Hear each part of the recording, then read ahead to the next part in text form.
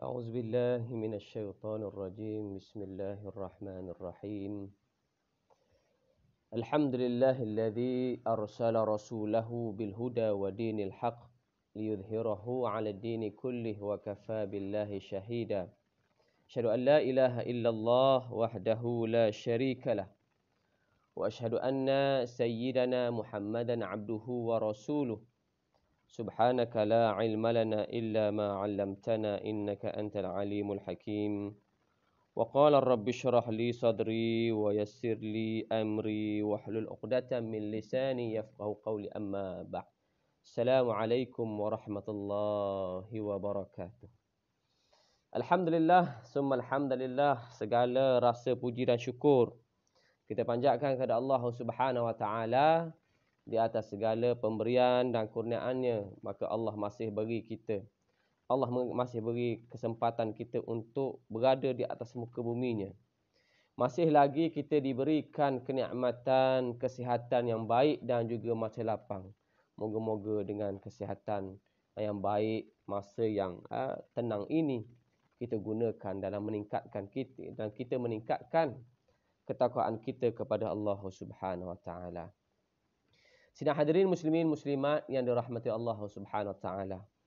Sebagai memulakan perkongsian pada malam ini, suka saya mulakan dengan sebuah hadis Nabi sallallahu alaihi wasallam yang mana tuan-tuan, hadis ini diriwayatkan oleh Al-Imam Al-Hakim rahimahullah, di mana Nabi sallallahu alaihi wasallam pernah bersabda, Iza zahara riba wa zina fi qaryatin faqad ahallu bi anfusihim adzaban nar atau kama qala Nabi sallallahu alaihi wasallam.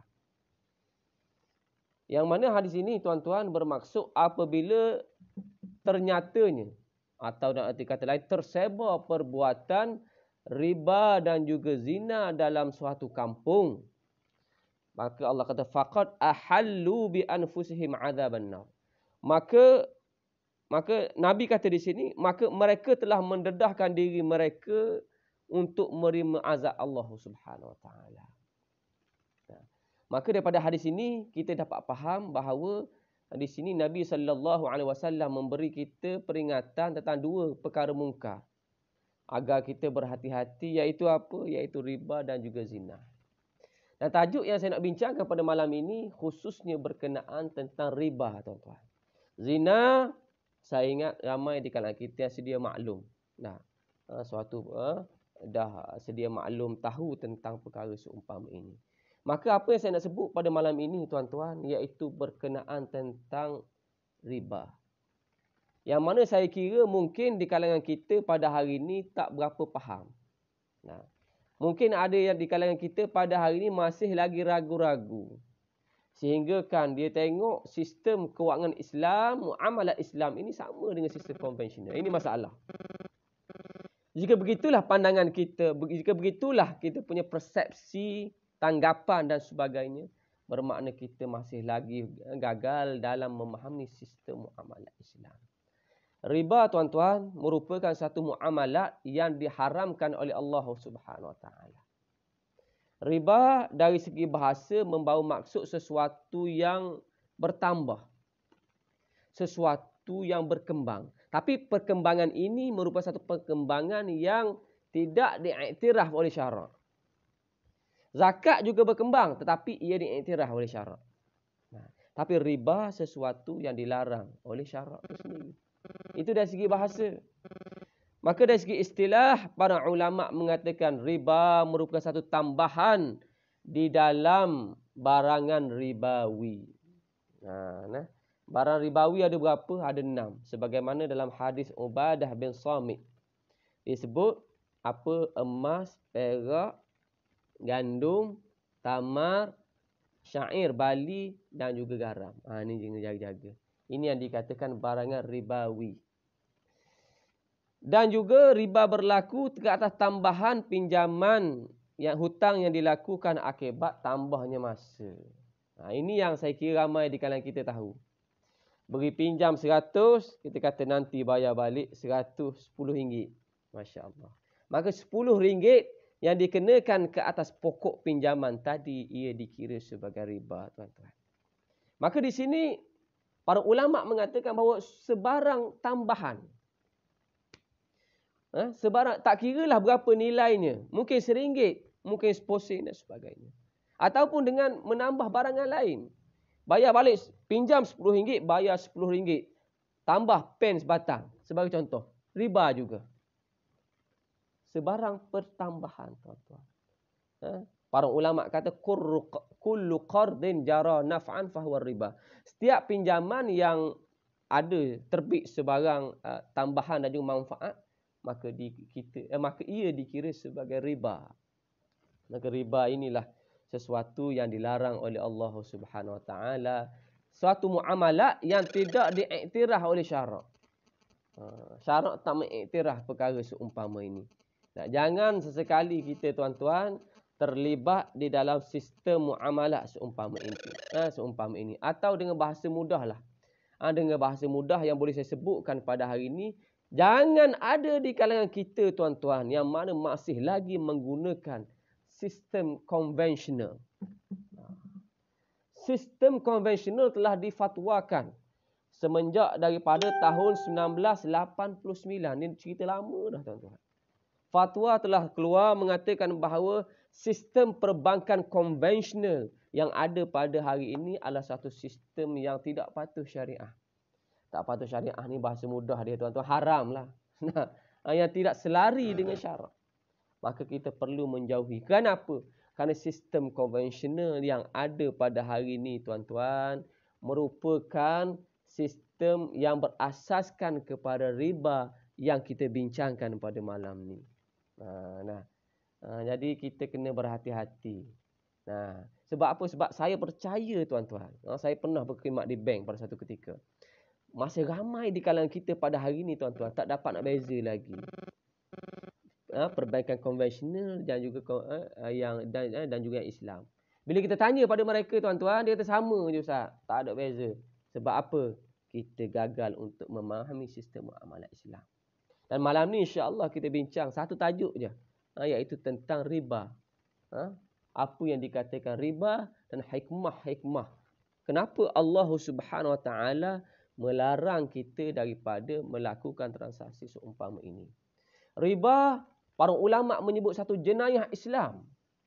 Jenayah dalam muamalah Islam. Cuma kita terminologi jenayah ini tidak begitu dipopularkan pada hari ini. Tetapi para ulama mengatakan ini jenayah. Jenayah kepada hukum Allah Subhanahu Wa Taala. Kenapa? Kerana riba, Allah mengisytiharkan perang kepada riba.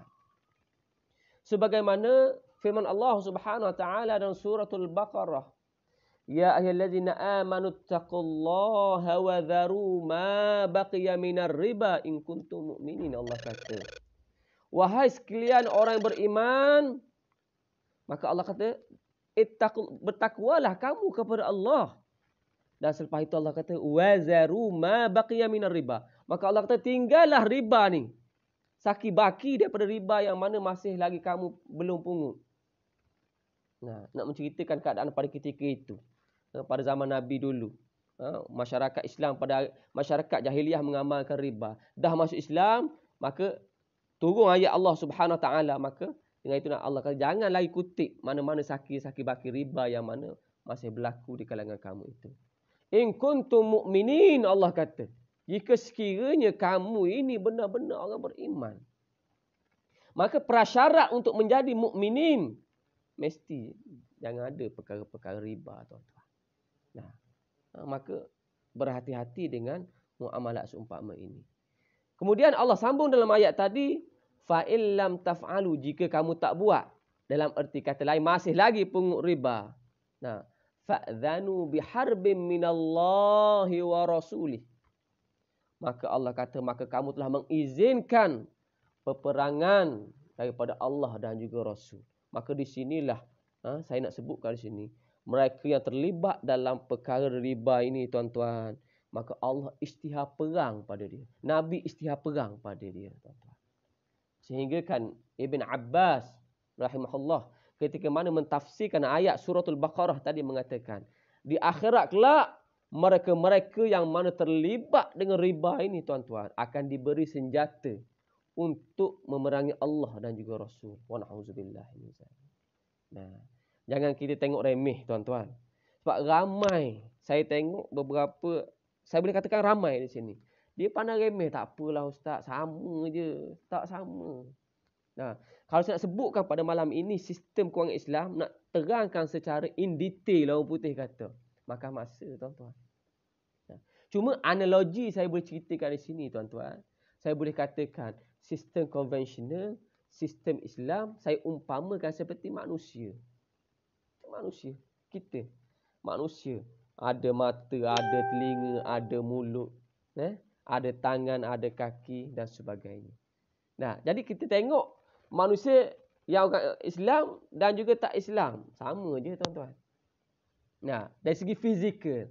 Tetapi kalau kita tengok dengan lebih lanjut, kita menghayatinya lebih dekat. Tengok yang ni pakai subang sebelah tuan-tuan. Yang ni ada tattoo. Yang seorang tu ada janggut, nak mukanya bersih, pakai kopiah. Maka di situ kita boleh beza. Jadi inilah perumpamaan yang mana saya boleh ceritakan tentang sistem muamalah Islam. Dan jika tuan-tuan nak tahu dengan lebih lanjut, kena mengaji tempat ini. Kena ikut khusus-khusus tentang muamalah Islam yang menceritakan secara teknikal. Yang mana saya kira tak sempatlah saya nak cerita pada malam ini tuan-tuan. Berkenaan tentang sistem muamalah Islam. Jadi, begitulah perumpamaan sistem muamalah Islam. Ada orang beri perumpamaan seperti apa tuan-tuan. Dia kata, muamalah Islam dan tak Islam umpama ayam. Yang ni mati sembelih, yang ni mati tak sembelih. Kita nak ambil yang mana? Kita nak ambil yang mana? Maka di sini tuan-tuan, sudah tentu kita ambil yang sembelih. Sebab apa? Yang sembelih itu sudah pasti ia halal. Begitu juga dengan kewangan sistem muamalah Islam. Jadi menjadi kewajipan kita untuk memilih, bukan alternatif, bukan pilihan. Kena ingat di situ.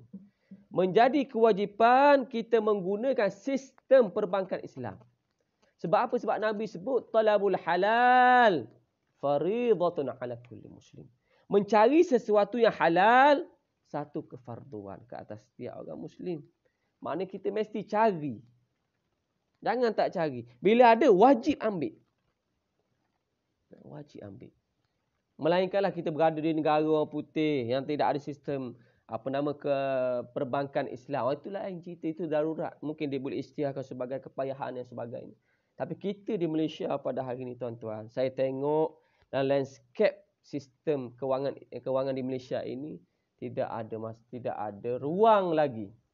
Tidak ada peluang lagi kita untuk berdaulat dalih, melainkan wajib kita untuk berpegang kepada sistem kewangan Islam. Kerana sistem kewangan Islam ini telah dijamin patuh syariah. Rezeki duit tuan-tuan, yang halal tak halal dari segi fizikal sama. RM10 color merah konvensional. Islam pun colornya warna merah tuan-tuan, tak jadi biru. Kita beli air sejuk dengan duit yang haram tadi, tetap sejuk.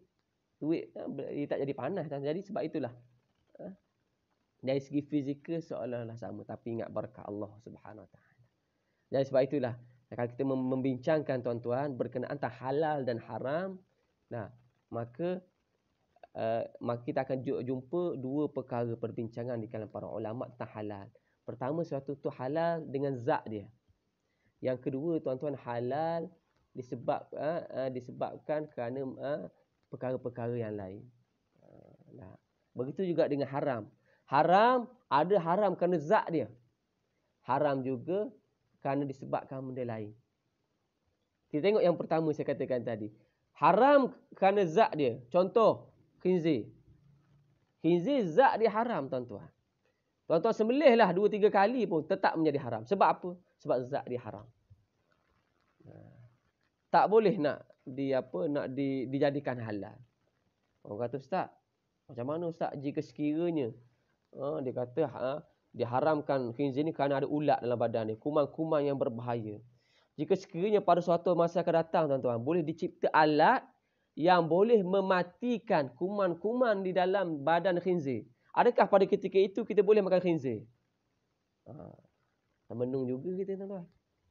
Adakah boleh kita makan khinzir? Dah ada alat ni tuan. Berjaya 100% mematikan kuman. Adakah boleh kita makan khinzir?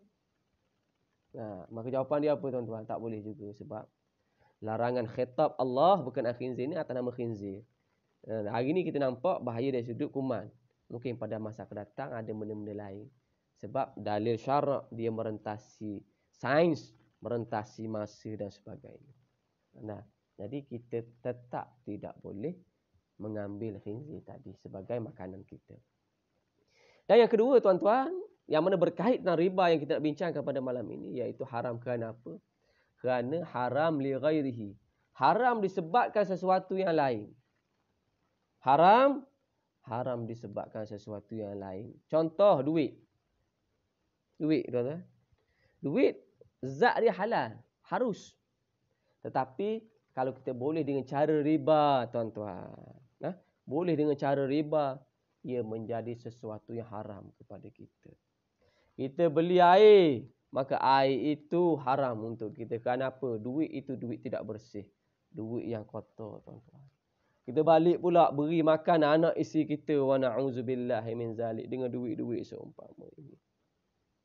Akan porak. Maka masalah akan berlakunya ketidakberkat. Tidak ada berkah dalam kehidupan. Tidak ada berkah dalam keluarga dan sebagainya. Maka perkara ini kita bimbang membawa kepada kepincangan di dalam rumah tangga. Sebab itulah berhati-hati. Saya tengok hari ni kita orang Melayu amat mementingkan halal dalam makanan. Ingredient kita tengok tuan-tuan. Tengok biar ada halal tak ada. Ada halal ke tidak? Tengok. Cek satu persatu. Maknanya kita ni packer tuan-tuan. Tentang pemakanan halal dan yang tak halal. Tetapi bab duit, bab sistem perbankan, tak ramai di kalangan kita yang benar-benar ambil berat. Sedangkan kita kena ingat sebagaimana saya sebutkan tadi, duit yang halal boleh dengan cara haram, riba tadi menjadi haram. Kita beli roti zat dia halal tetapi duit tu tak halal, haram kita dapat. Allah. Jadi orang yang mana tuan-tuan yang hari ni masih lagi terlibat dengan sistem seumpama ini, maka menjadi kewajipan untuk berhenti serta-merta. Mesti berhenti. Kalau tahu malam ni, malam esok ni berhenti tuan-tuan. Sebab dia telah mengetahui mana yang halal dan juga mana yang haram. Jangan bertangguh lagi. Sebab itulah orang yang terkait dengan riba ini tuan-tuan, maka setiap masa dia berada di dalam keadaan haram. Allahu Akbar. Dia berehat dalam keadaan haram. Dia bekerja dalam keadaan haram. Dia tidur dalam keadaan haram. Semua dalam keadaan haram tuan-tuan. Sebab apa? Dia masih lagi mempunyai kaitan dengan sistem tadi itu. Hasil dia beli kereta, pergi masjid, alhamdulillah cantik. Naik kereta sistem konvensional haram tuan-tuan. Allahu Akbar. Sebab itulah hal ini pernah diceritakan dalam sebuah hadis Nabi SAW yang mana dicerita dalam hadis Muslim, menceritakan seorang pemuda yang mana berada di dalam keadaan musafir tuan-tuan.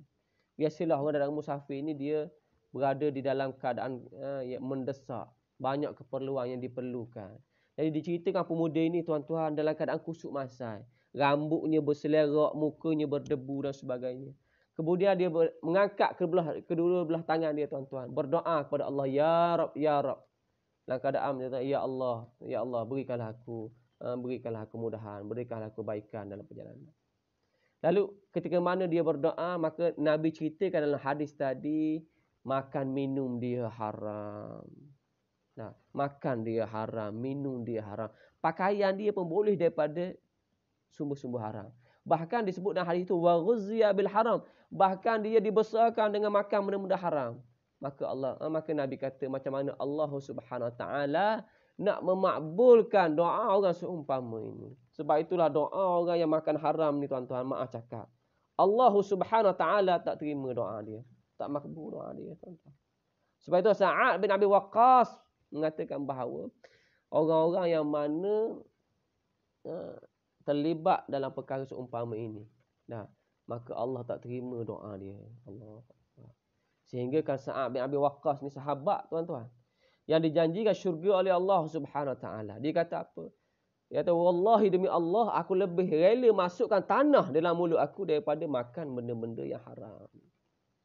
Nah, jadi ambil beratlah perkara tentang sistem kewangan Islam. Sebab duit punca kita untuk mendapatkan sesuatu yang lain. Kita nak beli kereta, beli makanan, beli pakaian. Dia perkara asas, tuan-tuan.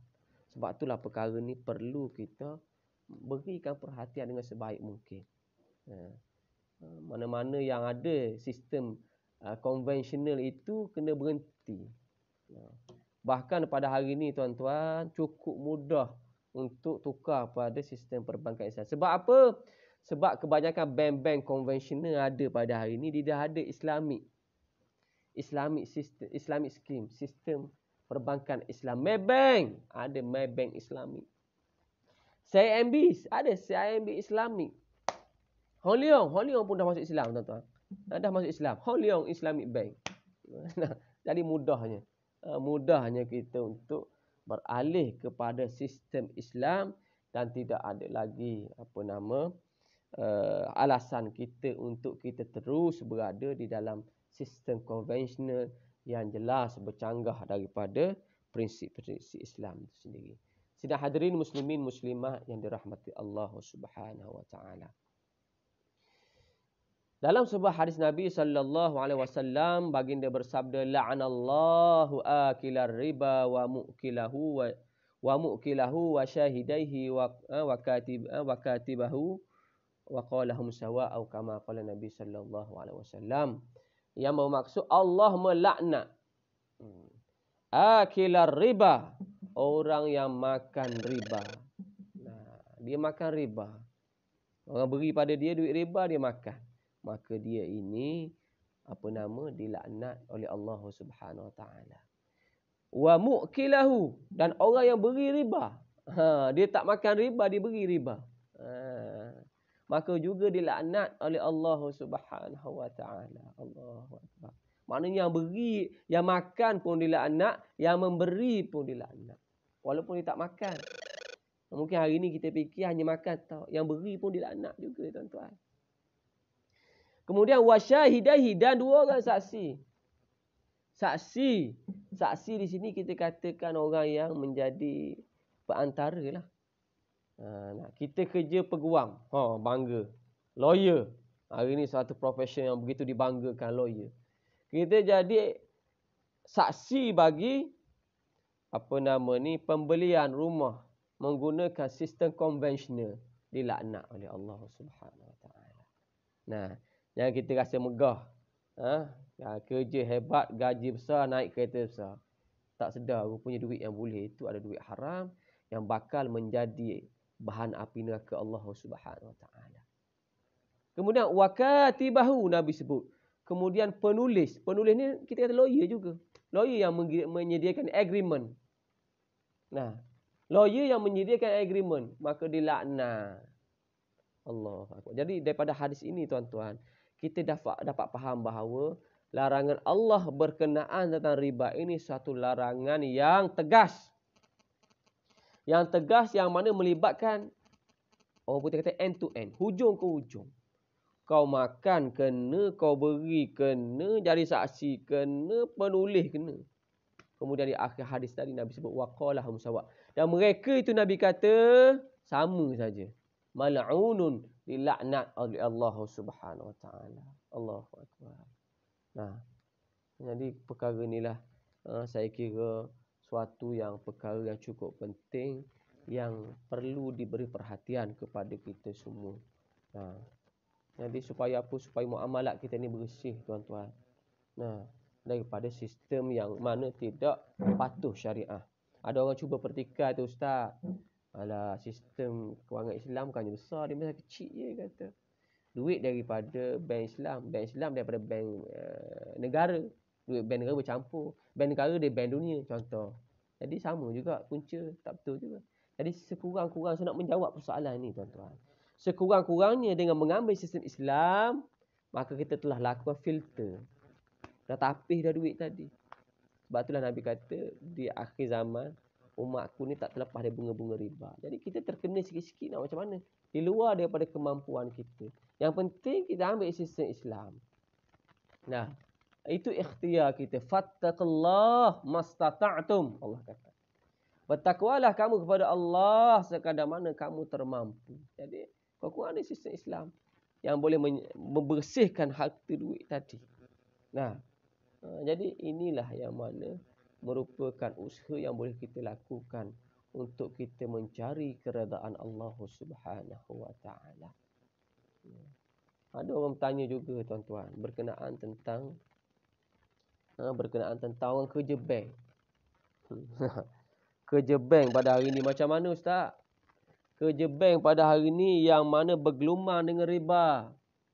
Adakah dia kena berhenti kerja? Allahu Akbar. Musim Covid payah nak boleh kerja ustaz. Adakah dia kena berhenti? Kenapa Allah kata haram perkara ini? Jadi nak menjawab kepada persoalan ini cukup berat sekali tuan-tuan. Nah, para ulama berijtihad tentang perkara seumpama ini. Dan saya ingin menyatakan di sini satu pandangan daripada Syekh Dr. Yusuf Al-Qaradawi. Dia pernah ditanya dengan soalan sedemikian oleh seorang. Dia kata, perlukah saya untuk berhenti kerja sedangkan itu punca pencarian saya? Anak isteri saya bergantung kepada kerja saya. Perlukah saya berhenti kerana bank saya ini bank konvensional? Maka apa kata Dr. Yusuf Qaradawi?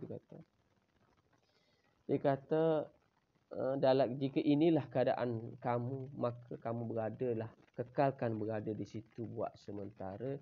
Tetapi kan sedapat mungkin kamu mengelakkan kamu daripada terlibat dalam 4 golongan tadi. Golongan mana yang 4 golongan yang saya sebut tadi? Pemakan, pemberi, saksi dan juga penulis. Sebab di bank ni dia luas tuan-tuan. Ada yang bekerja IT. Ada bahagian yang bekerja bahagian staf-staf sokongan dan sebagainya. Jadi jangan terlibat dalam 4 golongan tadi secara langsung. Sebagaimana Nabi sebut, golongan dilaknat oleh Allah Subhanahu wa taala.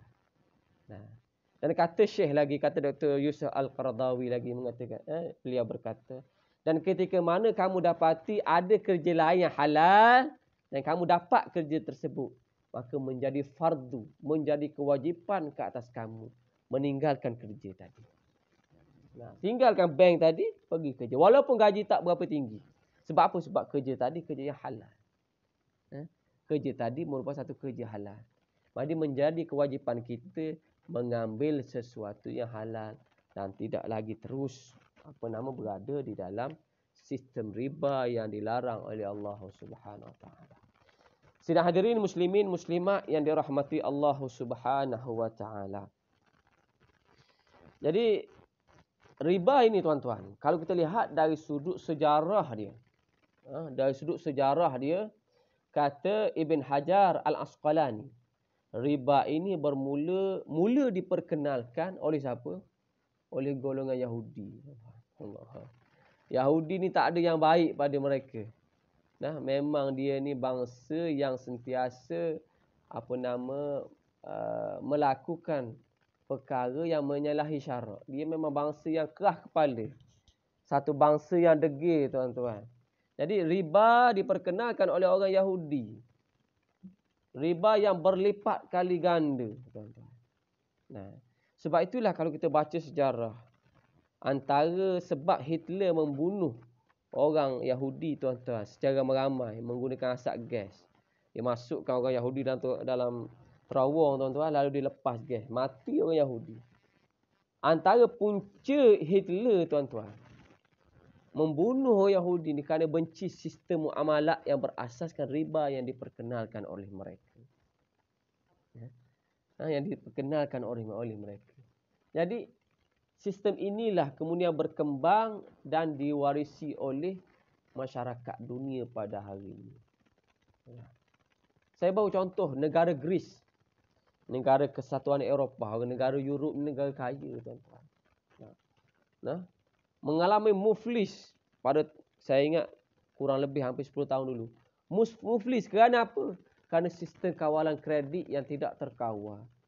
Pengamalan sistem interest yang mana yang melampau sehingga kan terbeban pada rakyat. Akhirnya negara tadi collapse. Nah, jatuh tuan-tuan. Sebab itu Islam awal lagi melarang kepada perkara seumpama ini. Nah, sistem Islam berasaskan kepada sistem tolong-menolong, bantu-membantu. Nah, sebab itulah Islam hanya membenarkan sistem pinjaman yang disebut sebagai qardun hasan. Apa itu qardun hasan? Qardun hasan membawa maksud pinjaman tanpa faedah. Pinjam 100, bayar 100. Dia kata lah, Ustaz, bank Islam pinjam 100, bayar 100 lebih. Bayar satu mana ada bayar 100, Ustaz? Nah, jadi tanya begitu. Itu tanda kita tak faham. Kita tak faham tentang sistem kewangan Islam. Sebab itulah kita bila mana kita buat satu pembiayaan dengan bank Islam, kita tengok kontrak. Janganlah kita kata orang langsung tak tengok. Duk saing je. Nak tahu tanya bila duit masuk bila. Tu je. Saing tanya duit masuk bila. Tu silap kita. Tanya. Bank yang beri pembiayaan kepada kita pada hari ni tuan-tuan. Dia bukannya berasaskan kepada sistem pinjaman. Dia menggunakan sistem pembiayaan. Sebab tu tuan-tuan pernah dengar pembiayaan financing Islamic. Dia menggunakan transaksi bukan berasaskan kepada pinjaman. Sebab kalau atas nama pinjaman tuan-tuan, maka Islam telah menetapkan qardun hasan, pinjaman tanpa faedah. Jadi bank dia satu badan korporat. Nah, dia nak menjana kewangan dia tak menggunakan sistem dia tidak menggunakan kontrak pinjaman, tetapi dia menggunakan kontrak yang lain. Mungkin dia gunakan kontrak jual beli. Dulu mungkin tuan-tuan pernah dengar nama Bai' al-Ainah. Ada juga yang disebut sebagai BBA, Bai' bithaman ajil. Ajil ni bukan ajil di Terengganu tu tuan-tuan. Ajil ni makna tempoh. Mana beli dengan harga bertempoh. Jual beli dengan harga yang ada tempoh. Jadi dia sebenarnya menggunakan sistem jual beli. Saya nak cerita mungkin panjang, agak teknikal. Cuma apa yang saya katakan di sini, dia tak guna sistem pinjaman tadi sebab dia tak boleh nak mengambil keuntungan. Jadi bila dia menggunakan akad jual beli sebagai contoh tuan-tuan, maka bank boleh mengambil keuntungan. Allah Subhanahu wa taala menyebut wa ahallallahu al-bai'a wa harrama ar-riba. Allah Subhanahu wa taala menghalalkan jual beli dan mengharamkan riba. Nah, maka jual beli. Bila sebut nama jual beli, mesti ada keuntungan. Mesti ada keuntungan. Jadi itulah akad yang digunakan oleh bank. Pun begitu tuan-tuan, ada juga petikan. Alah, tak, bank ni apa? Patut bagi free je lah. Nah, bagi qardun hasan je lah. Kita kena ingat bank ni orang berniaga tuan-tuan. Nah, kalau dia beri secara qardun hasan, nah, jadi macam mana dia nak berkembang? Ekonomi Islam nak naik macam mana? Sebab tu dia menggunakan akad jual beli. Nah, jadi dengan kita bantu perbankan Islam, dia maju, nanti dia keluar zakat. Zakat itulah membantu kita. Membantu umat Islam yang lain sebagai contoh. Nah, sebab bank bila dah sampai satu tempoh cukup nisab, maka wajib keluar zakat. Nah, bank bukan badan kebajikan. Bank bukan charity, tapi dia orang berniaga. Jadi duit yang diguna itu duit daripada depositors, daripada penyimpan. Jadi mesti nak menjaminkan nak menjaminkan selamatnya duit orang yang menyimpan tadi. Sebab itulah mereka ini menggunakan sistem yang mana saya sebutkan tadi, suatu sistem pembiayaan. Kita nak sesuatu, maka bank membiayai, tak beri pinjam. Tak beri pinjam. Memang bank tidak beri pinjam. Dia membiayai. Bila biayai, dia boleh mengenakan bayaran tambahan dan sebagainya. Ini lebih kepada teknikal lah tuan-tuan, yang mana saya tak nak sentuh pada malam ini. Yang saya kira mungkin pada sesi lain lah kita boleh bincang secara terperinci tentang sistem kewangan Islam. Cuma apa yang saya nak sebutkan di sini tuan-tuan, sedang hadirin muslimin muslimat yang dirahmati Allah Subhanahu wa taala, keperluan kita untuk kewajipan kita untuk kembali kepada sistem Islam, kembali kepada sistem yang diredai oleh Allah Subhanahu wa taala. Kenapa? Kerana kita nak dapat barakah. Nah, barakah ini tak nampak. Tak nampak dari segi zahir, tak nampak.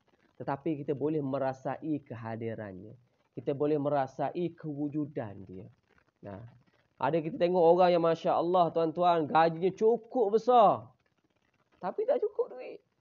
Tolak sana, tolak sini, tolak gedung-gedang. Tak banyak mana tinggal tuan-tuan.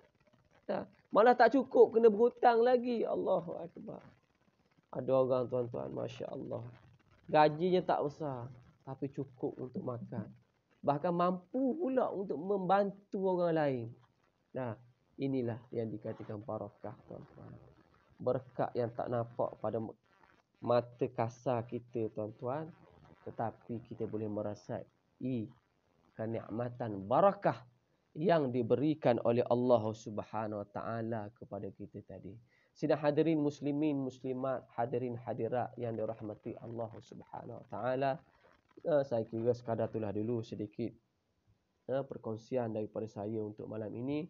Moga-moga sedikit perbincangan tuan-tuan adanya kebaikan untuk kita semua.